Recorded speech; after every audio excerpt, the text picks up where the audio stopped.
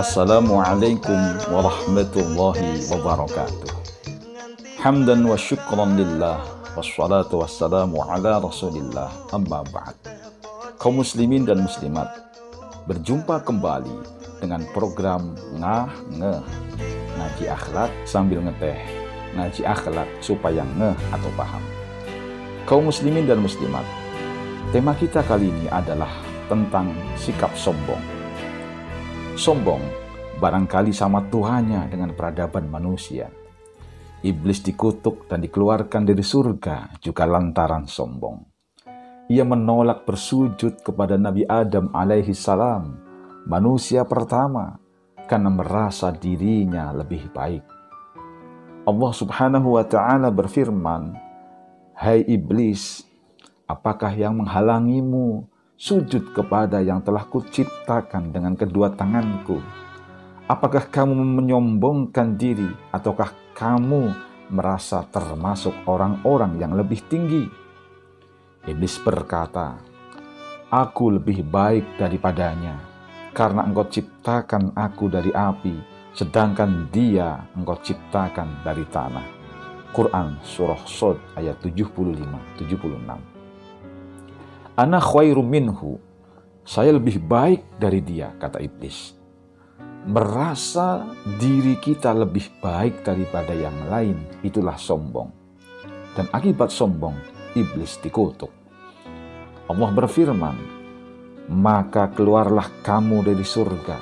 Sesungguhnya kamu adalah orang-orang yang terkutuk. Sesungguhnya kutukanku tetap atasmu sampai hari pembalasan." Quran Surah Shad ayat 77-78. Kaum muslimin rahimakumullah, mari kita berlindung kepada Allah dari perbuatan sombong, baik dalam bentuk sifat, sikap maupun perilaku, karena ia dapat menjadi penghalang masuk surga. Rasulullah Shallallahu Alaihi Wasallam bersabda, "Tidak akan masuk surga seseorang yang terdapat di dalam hatinya sifat sombong atau kibir, meskipun hanya sebesar biji sawi." Hadis riwayat Imam Muslim. Berhati-hatilah kita, karena sifat, sikap, dan perilaku merasa lebih baik, lebih mulia, bisa memimpin siapa saja. Seseorang tokoh yang memiliki pengikut banyak, reputasinya luas, juga berpotensi untuk menyombongkan diri lantaran ketokohannya dan pengikutnya yang banyak. Rasa sombong juga dapat menghinggapi ilmuwan. Ilmunya yang setinggi langit, titelnya profesor, doktor, hafal Al-Quran, dapat berbicara dengan banyak bahasa, tetapi ia tidak sadar untuk menahan dirinya merasa lebih baik dari masyarakatnya. Seorang bangsawan, karena merasa berasal dari keturunan yang mulia, aristokrat, darah biru, kadang merasa tidak sepadan jika harus bersanding, bergaul dengan yang bukan bangsawan. Dapat menurunkan derajat katanya. Tak peduli yang dianggap sebagai tidak selevel itu sosok berilmu sekalipun. Tak jarang dalam pergaulan sering juga muncul kalimat yang konotasinya merendahkan. Allah subhanahu wa ta'ala berfirman, "Dan janganlah kamu memalingkan mukamu dari manusia karena sombong. Dan janganlah kamu berjalan di muka bumi ini dengan angkuh. Sesungguhnya Allah tidak menyukai orang-orang yang sombong lagi membanggakan diri." Quran Surah Luqman ayat 18. Perihal sombong, Rasulullah mendefinisikan dalam sebuah riwayat, kibir atau sombong adalah menolak kebenaran dan meremehkan manusia. Hadis riwayat Imam Muslim. Dua kata kunci, yaitu menolak kebenaran dan meremehkan manusia. Itulah sombong.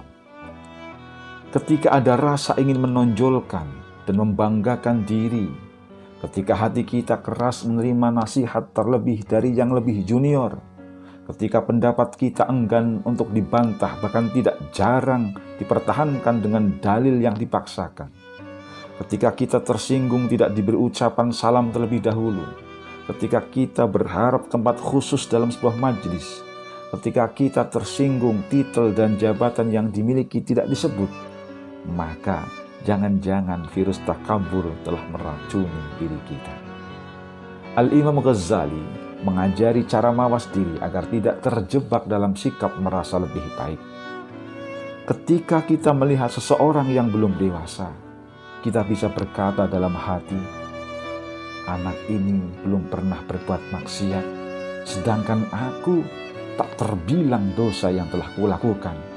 Maka anak ini jelas lebih baik daripadaku. Ketika kita melihat orang tua, kita mengatakan dalam hati kita, orang ini telah beramal banyak sebelum aku, sedangkan aku tidak bisa berbuat banyak sebanyak orang tua. Maka sudah semestinya ia pasti lebih baik daripadaku. Pun demikian ketika kita melihat seorang alim, kita berkata dalam hati, orang ini telah dianugerahi ilmu yang tiada kumiliki. Ia juga berjasa telah mengajarkan ilmunya. Mengapa aku masih juga memandang ia bodoh? Bukankah seharusnya aku bertanya atas apa yang perlu ku ketahui?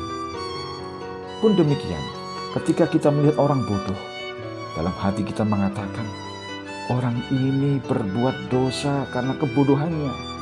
Sedangkan aku melakukannya dengan kesadaran bahwa hal itu maksiat. Betapa besar tanggung jawabku kelak. Lantas, atas dasar apa kita membanggakan diri? Bukankah dunia ini bersifat fana? Bukankah kekayaan, pangkat, kecantikan, keturunan, pengikut, dan ilmu merupakan anugerah Allah yang bersifat sementara, tidak permanen, dan dapat dicabut sewaktu-waktu jika Allah menghendaki.